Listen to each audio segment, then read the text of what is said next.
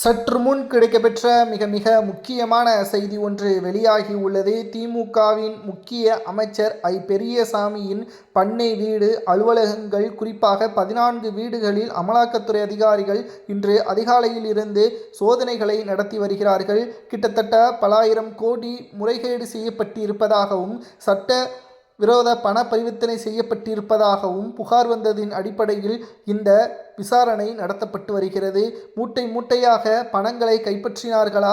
அமலாக்கத்துறை அதிகாரிகள் வெளியிட்டுள்ள அறிவிப்பு என்ன என்பதை இந்த வீடியோவில் முழுமையாக தெளிவாக நாம் பார்க்க போகிறோம். அதாவது இன்று அதிகாலையிலேயே அமலாக்கத்துறை அதிகாரிகள் பண மோசடி வழக்கில் தமிழக ஊரக வளர்ச்சித்துறை அமைச்சரான பெரியசாமியின் சென்னை மற்றும் திண்டுக்கல்லில் உள்ள வீடுகளில் அமலாக்கத்துறை அதிகாரிகள் சோதனைகளில் ஈடுபட்டு வருகிறார்கள்.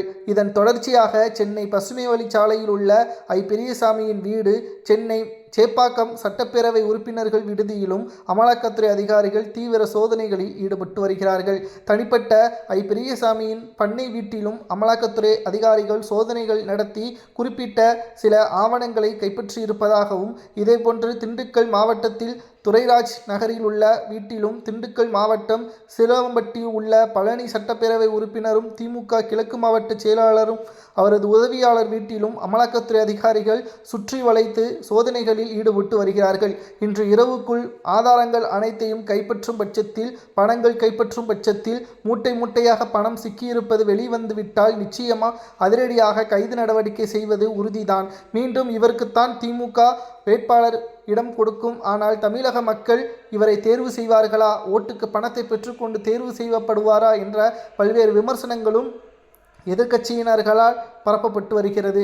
அமலாக்கத்துறை அதிகாரிகள் நடத்தப்படக்கூடிய இந்த சோதனையின் முடிவில் பல ஆயிரம் கோடி வெளிச்சத்திற்கு வந்தால் நிச்சயம் இவருக்கு என்ன தண்டனை கொடுக்கலாம். இவரை தொடர்ந்து மற்ற அமைச்சர்களது பெயரும் இடம்பெற்றுள்ளது.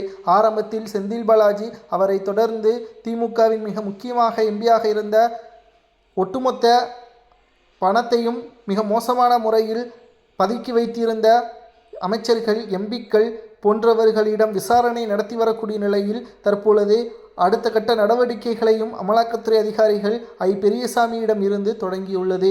இதில் உதயநிதியின் பெயர் கூட இடம்பெற்றிருப்பதாகவும், அடுத்து அவரது வீட்டில் கூட அமலாக்கத்துறை அதிகாரிகள் சோதனைகளில் ஈடுபடலாம் என்ற தகவலும் கிடைக்கப்பெற்றுள்ளது.